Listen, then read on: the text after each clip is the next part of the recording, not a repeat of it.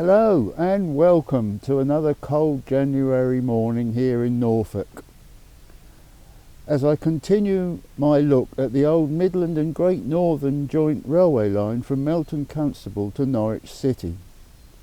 And in this part I shall be looking at the section from Whitwell to Drayton via Lenwade and Attlebridge.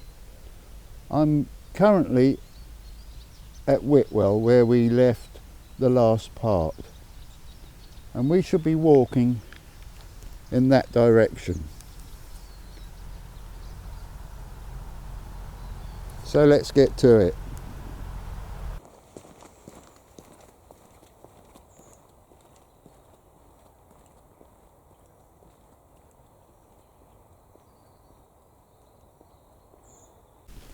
On the downside at Whitwell, that's to my left here, there was a head shunt, and they've utilised some of that head shunt, I think, to lay in a little extension of track just so they can give brake van rides, because that's the way these heritage lines start, just a bit of track, just to give the children and some adults a little bit of a ride on a train, and that just gives them a little bit more money which they can then use to build up more and maybe even extend. So a few yards from the station we come to our first bridge. It's a rolled joist underbridge, number 274. No fancy plaque on this one, I don't think. Still got the guardrails. It's over a road. Let's go down and have a look.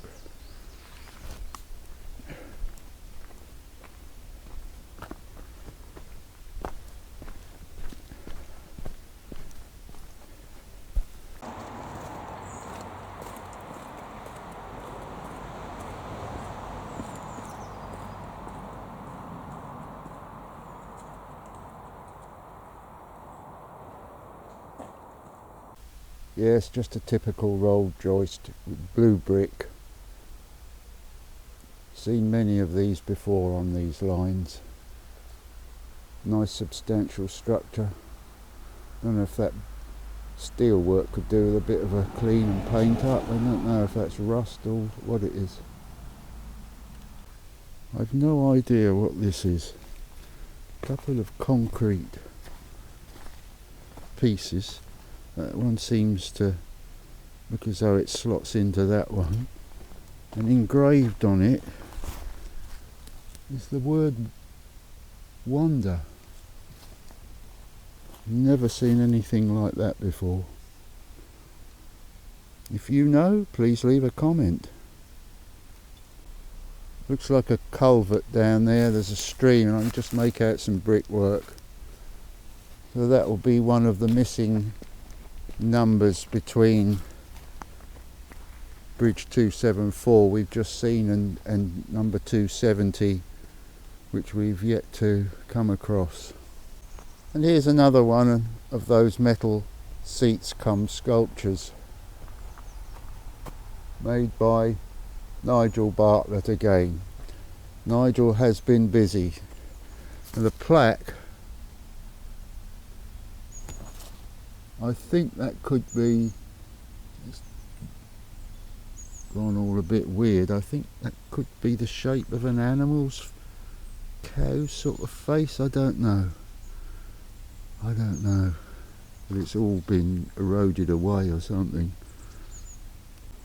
And there's a traditional wooden seat, followed by what I think is another culvert. Oh, excuse me for sniffing. It's pretty cold out here this morning. Yeah, there's some brickwork there and some water. And the same on the other side. In fact, this one goes across at an angle actually, on the skew. There it is. Very picturesque. Somebody was very interested in what I was doing. Glad to see he's got his winter coat on. So here is our next bridge, number 270. Let's just get the sun behind me. You can see it better. Roll joist, 2 spans, blue brick, curved wing walls, and some telegraph wire supports there, either end. I've seen them before on some bridges, because of course the telegraph wires went all the way along the railway line. And the plaque. Right, there is a pathway up. Let's go and have a look.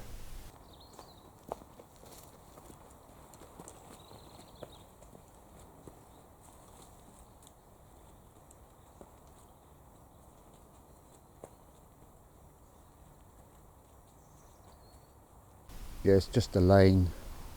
A couple of red brick parapets with concrete copings. Nothing too exciting. Another small culvert, or like a mini bridge, a little tunnel, whatever you like to call it, steel over the top there. It goes across at a skew because the other part of it is over here. You can't see so much here. So here we have the site of a level crossing over this small road. There's the gatehouse opposite. Not sure of the number yet. I'll see if it's on the end when I get over the other side. So let's go across.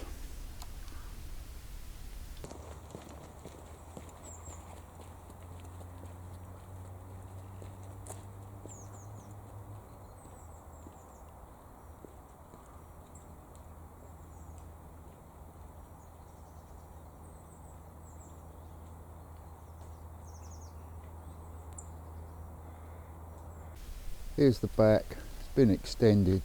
It's actually number 22. I just made out the number through the leaves, but I couldn't really film it. No major earthworks along this section towards Lenwade, just some small embankments such as we're on now, some small cuttings, but otherwise not too bad at all. They didn't have to do a lot of work along here.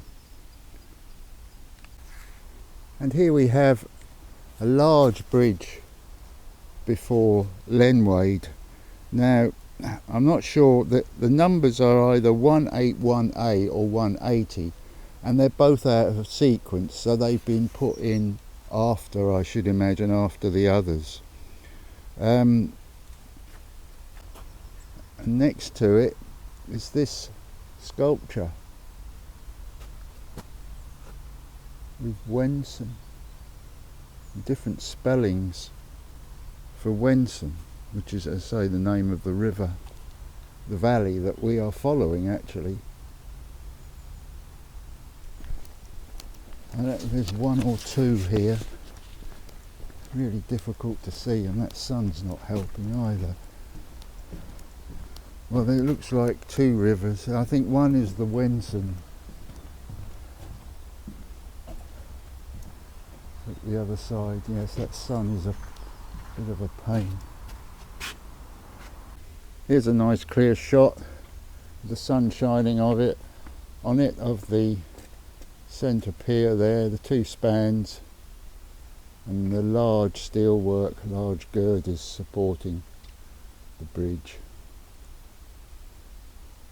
I don't know about Simon and Garfunkel's song, but this is a bridge over calm waters.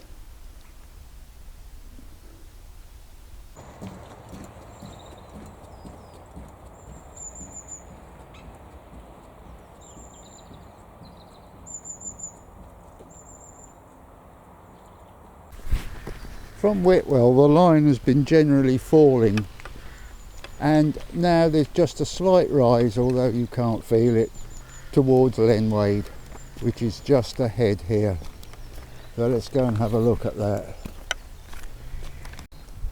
So here there was a level crossing. That looks like the original posts over there. Not sure if they're one of the original gates, but certainly in the right style. I think it could be actually. Another post there. And the station building, a single platform on the upside, opened in 1882, Wilkinson and Jarvis, red brick, small pavilion type. Also round about here was a Wilkinson and Jarvis signal box with 20 levers, replaced in 1915 by a new Midland and Great Northern type. I'll put a picture up of that.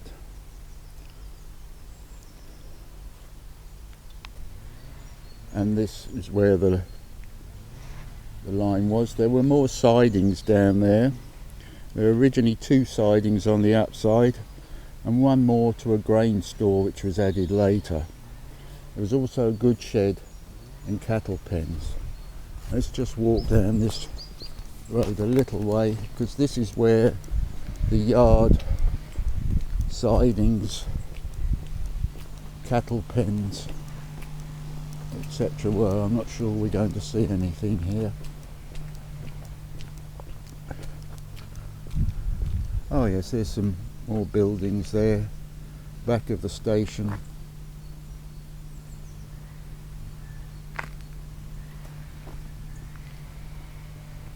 Those gables are typical railway type gables, and typical Midland and Great Northern type as well, with the decorative barge boards and finials. You can just make out the platform face there beneath this fencing. Blue brick, corbelled out.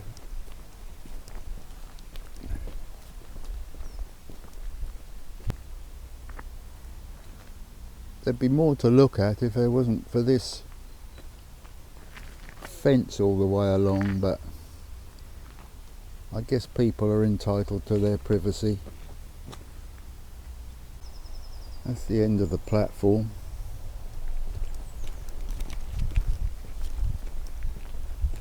On the upside, which is on this side to the right here, there was a long refuge siding, a quarter of a mile long, and this allowed the passing of trains, as there was no actual loop.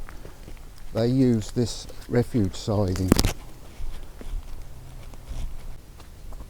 Now there's some sort of platform hidden in the bushes there, which could be the cattle dock. Now you have to remember that the only way farmers could get their cattle to market was via the railways. So most stations had a cattle dock, and also cattle was transferred from Scotland down to places called lairage, which were areas of land near stations where the cattle could be fattened up ready for markets in London. So I think that's what that probably was, a cattle dock. And here's another seat. This is very fancy. Looks like a sculpture of a key, something you know, for winding up a clock or something. And what's on the plaque? No, that's a bridge, an arched bridge. I can definitely see that quite clearly. And here next to it, hidden in the foliage, is a milepost. That's 42.5 miles. The 2 vertical lines representing quarter mile. So we've already seen the 42-mile one, which was out of place at Whitwell. In 1957, the siding to Anglian Building Products, supplying concrete beams for motorways, was opened up on the upside, about half a mile from the station. And we'll talk more about that when we get down there. And yet another siding was laid in 1964 for Taylor Woodrow. Access to this was now via the Thelmalthorpe curve from Norwich via Aylsham, which we've already had a look at.